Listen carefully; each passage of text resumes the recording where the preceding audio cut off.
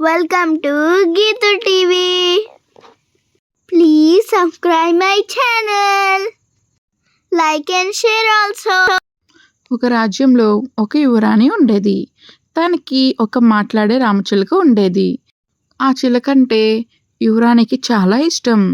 ఎక్కడికి వెళ్ళినా తనతోనే వెళ్ళేది. తనతో బాగా ఆడుకుంటూ ఉండేది.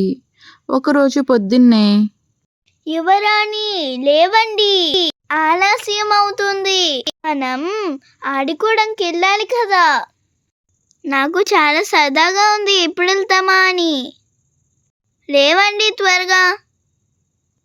సరే అని యువరాణి కూడా లేచి తయారయ్యి కొలను దగ్గరికి వెళ్తుంది.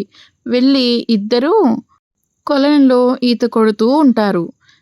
ఈలోపు వర్షం నెమ్మదిగా మొదలవుతూ ఉంటుంది. వెంటనే యువరాణి కొలను నుండి బయటకు వచ్చి తన ఉద్యానవనంలోకి వస్తుంది. అక్కడ వర్షంలో సరదాగా ఆడుకుంటూ ఉంటారు. ఏ ఏ ఏ ఏ వర్షం భలే ఉంది. అవును చిలుక, నాకు కూడా చాలా నచ్చింది. వర్షంలో తడుస్తూ ఆడుకుంటూ ఉంటే చాలా బాగుంది. అవును యువరాణి. ఈలోపు వెనుక నుంచి ఒక సింహం యువరాణి వైపే వస్తూ ఉండడం చిలుక గమనిస్తూ, యువరాణి, మీ వెనకాల సింహం వస్తుంది, గిట్టండి త్వరగా, కాపాడండి కాపాడండి, ఎవరైనా కాపాడండి, యువరాణిని సింహం పడిస్తుంది. యువరాణి పరిగెడుతూ కింద పడిపోతుంది. ఈలోపు అక్కడికి ఒక యువరాజు వస్తాడు. యువరాణి, ఏమైంది? భయపడకండి, ఏమైందో చెప్పండి. అప్పుడు చిలుక, యువరాణిని సింహం తరుముతుంది, దయచేసి కాపాడండి. మీరేమీ భయపడకండి యువరాణి, నేను మిమ్మల్ని కాపాడుతాను అని చెప్పి యువరాజు సింహం దగ్గరికి వెళ్తాడు.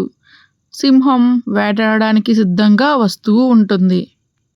అప్పుడు యువరాజు ఆ సింహంతో యుద్ధం చేసి దానిని కత్తితో పొడుస్తాడు.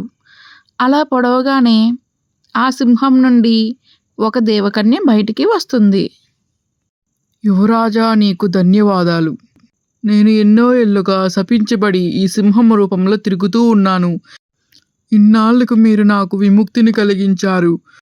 నేను కృతజ్ఞతగా మీకు ఒక వరాన్ని అందిస్తాను. మీకు ఏ వరం కావాలో కోరుకోండి, నేను మీకు వరాన్ని ప్రసాదిస్తాను అని అంటుంది.